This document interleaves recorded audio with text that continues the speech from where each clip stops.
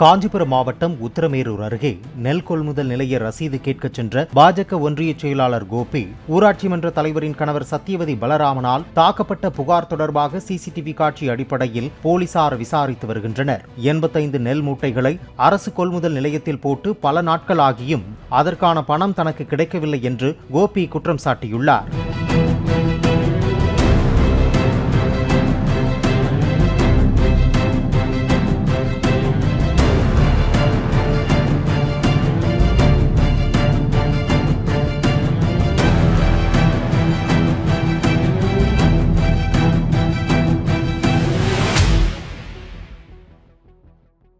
Play store மற்றும் app ஸ்டோரில் இருந்து பாலிமர் செயலியை QR கோடு மூலம் பதிவிறக்கம் செய்யுங்கள். செய்திகளை உடனுக்குடன் பெறுங்கள்.